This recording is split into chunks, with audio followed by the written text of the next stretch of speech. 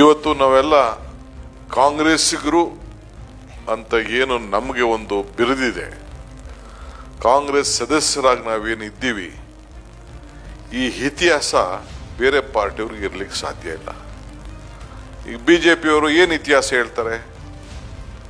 ನಾವು ಈ ದೇಶಕ್ಕೆ ಸ್ವಾತಂತ್ರ್ಯಕ್ಕೋಸ್ಕರ ಉದ್ಭವ ಆದಂಥ ಒಂದು ಪಕ್ಷ, ಈ ದೇಶದ ಇತಿಹಾಸಕ್ಕೆ ನಮ್ಮ ಪಕ್ಷದ ಕೊಡುಗೆ, ಈ ದೇಶವನ್ನು ಒಗ್ಗಟ್ಟಾಗಿಟ್ಟು ಇಡೀ ಭಾರತದಲ್ಲಿ ವಿಭಿನ್ನವಾದಂಥ ಭಾಷೆ, ವಿಭಿನ್ನವಾದಂಥ ಸಂಸ್ಕೃತಿ ಇದ್ರೂ ಕೂಡ ಒಂದಾಗಿ ಭಾರತವನ್ನು ಈ ತ್ರಿವರ್ಣ ಧ್ವಜದ ಕೆಳಗಡೆ ಇಟ್ಟು ನಾವು ರಕ್ಷಣೆ ಮಾಡಿ ಈ ಭಾರತಕ್ಕೆ ಒಂದು ಹೊಸ ರೂಪವನ್ನು ಕೊಟ್ಟು ಇಡೀ ಪ್ರಪಂಚಕ್ಕೆ ಒಂದು ವಿಶೇಷವಾದಂಥ ಒಂದು ಸಂಸ್ಕೃತಿಯನ್ನು ಕೂಡ ಕಾಪಾಡ್ಕೊಂಡು ಬಂದಂಥ ಒಂದು ಪವಿತ್ರವಾದಂಥ ದೇಶ ಅನ್ನೋದನ್ನು ಇಡೀ ಪ್ರಪಂಚ ಎಲ್ಲ ಒಪ್ಕೊಂಡಿದೆ.